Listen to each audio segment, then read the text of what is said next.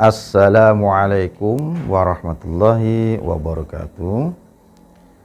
Alhamdulillahi rabbil alamin wa bihi nasta'inu ala umuri dunya waddin wa ala alihi wa sahbihi wa barik wa sallim ajma'in. Amma ba'du.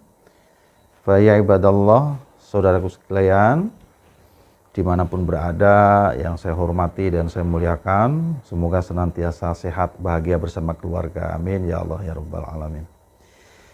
Sengaja hari ini saya bersilaturahim dalam rangka ya memberikan penjelasan sedikit lah ya, karena mungkin ada orang yang miss ya, yang kurang sedikit paham tentang apa yang pernah kami sampaikan di video yang sebelumnya, bagian kecil dari isi kitab Al-Ghurar, sehingga kemudian bikin framing dusta K. Abdul Razak. Nah ini nih.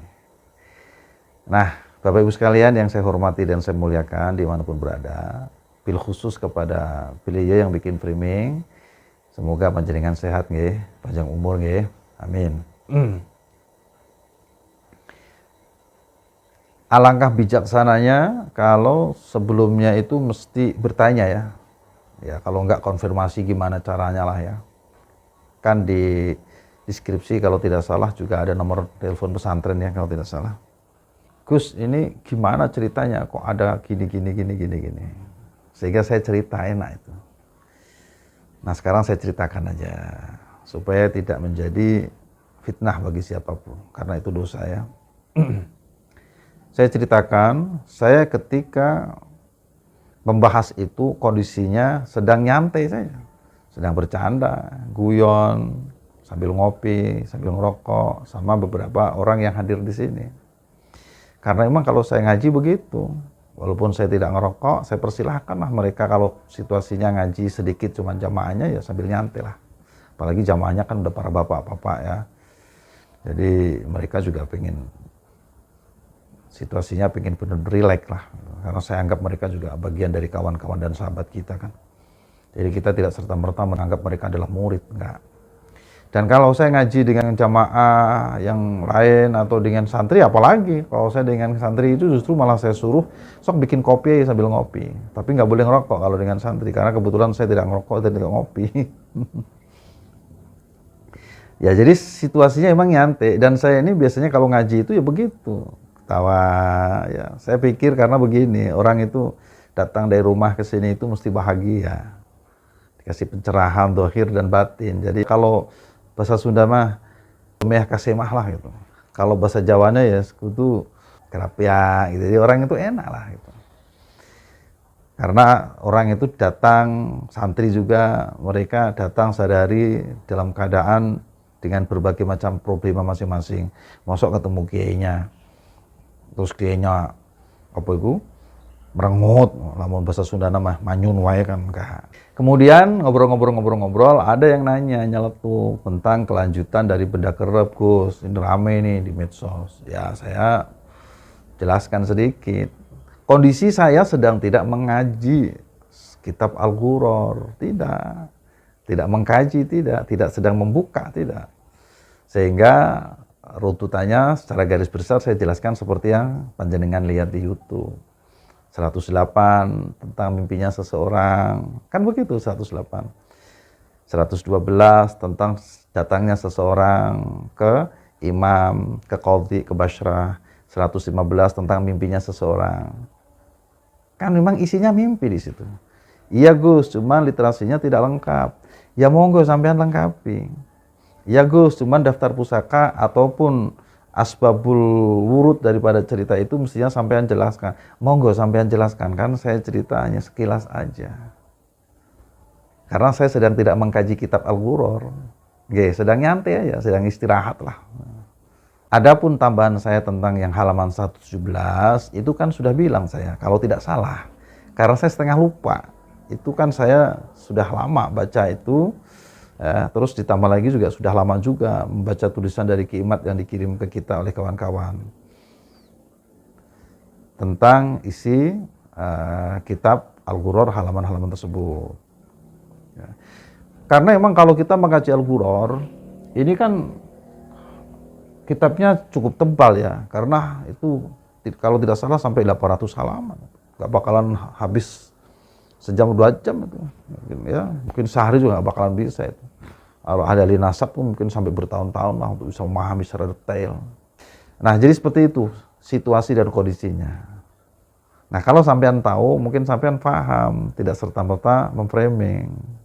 Gus Abdul Razak gagal paham tentang kitab Al-Ghuror, halaman sa'anu. Oke? Nanti kan begitu framingnya. Akhirnya apa yang terjadi? Dusta. Masya Allah.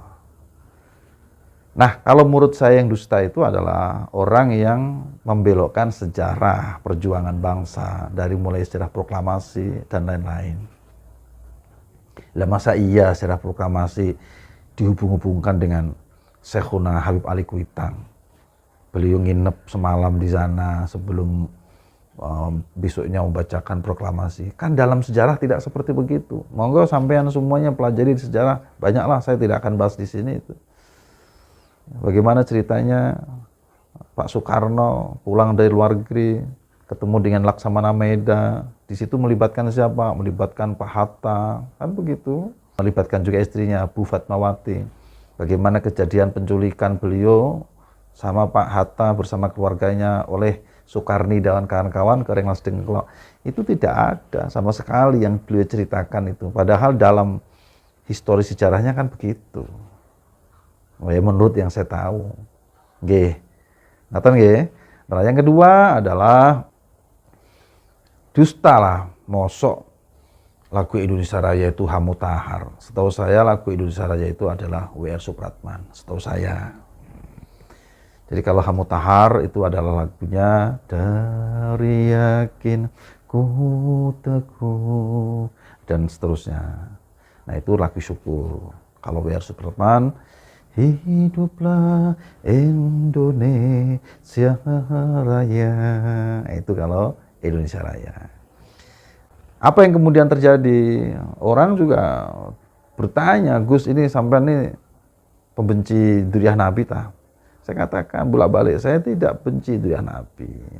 Rotiban saya tiap minggu sekali. Rapid Altos, Rapid Haddad.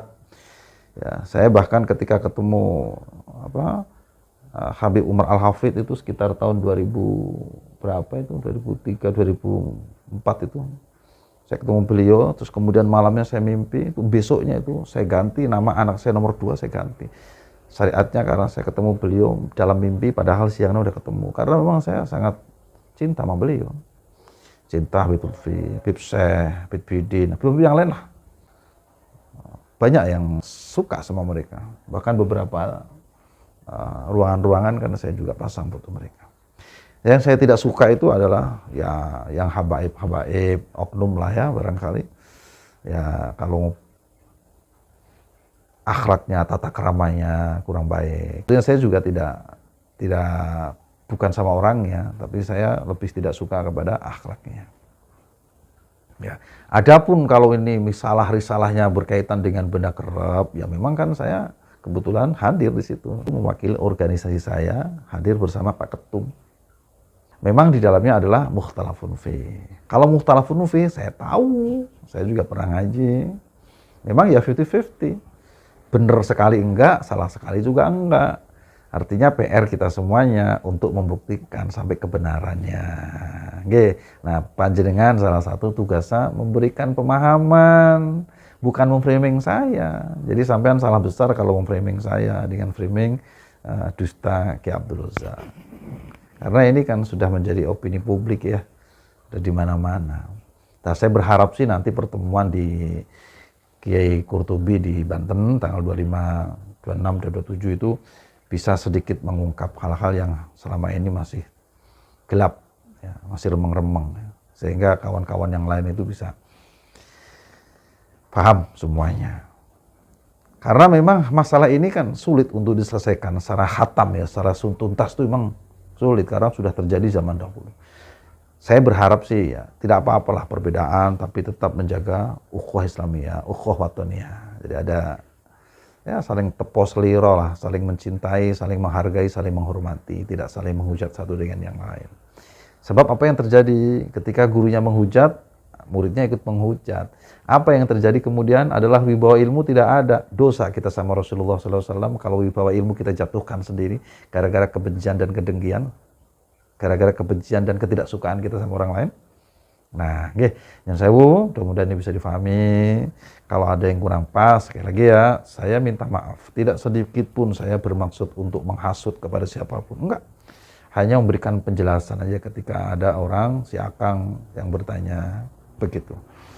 Secara rinci tidak disebutkan, karena memang situasi dan kondisinya juga, saya juga tidak megang kitabnya, dan saya juga tidak hafal 100%. Nah, jenengan yang sebagai ahli nasab, monggo berikan penjelasan. Itu lebih bijaksana lah daripada memframing. Terima kasih sebelum dan sudahnya.